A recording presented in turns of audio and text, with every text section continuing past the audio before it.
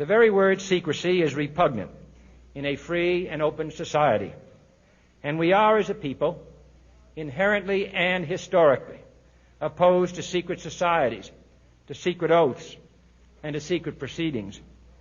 We decided long ago that the dangers of excessive and unwarranted concealment of pertinent facts far outweighed the dangers which are cited to justify it. Even today, there is little value in opposing the threat of a closed society by imitating its arbitrary restrictions.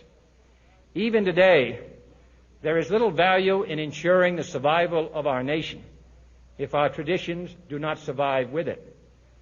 And there is very grave danger that an announced need for increased security will be seized upon by those anxious to expand its meaning to the very limits of official censorship and concealment.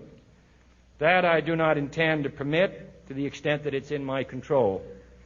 And no official of my administration, whether his rank is high or low, civilian or military, should interpret my words here tonight as an excuse to censor the news, to stifle dissent, to cover up our mistakes, or to withhold from the press and the public the facts they deserve to know. For we are opposed around the world by a monolithic and ruthless conspiracy that relies primarily on covert means for expanding its sphere of influence, on infiltration instead of invasion, on subversion instead of elections, on intimidation instead of free choice, on guerrillas by night instead of armies by day. It is a system which has conscripted vast human and material resources into the building of a tightly knit, highly efficient machine that combines military, diplomatic, intelligence, economic, scientific, and political operations. Its preparations are concealed, not published. Its mistakes are buried, not headlined. Its dissenters are silenced, not praised. No expenditure is questioned, no rumor is printed, no secret is revealed. No president should fear public scrutiny of his program, for from that scrutiny comes understanding, and from that understanding comes support or opposition, and both are necessary.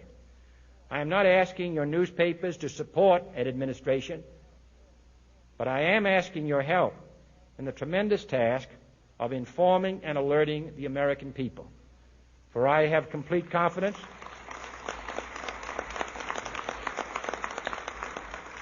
in the response and dedication of our citizens whenever they are fully informed. I not only could not stifle controversy among your readers, I welcome it. This administration intends to be candid about its errors. For as a wise man once said, an error doesn't become a mistake until you refuse to correct it.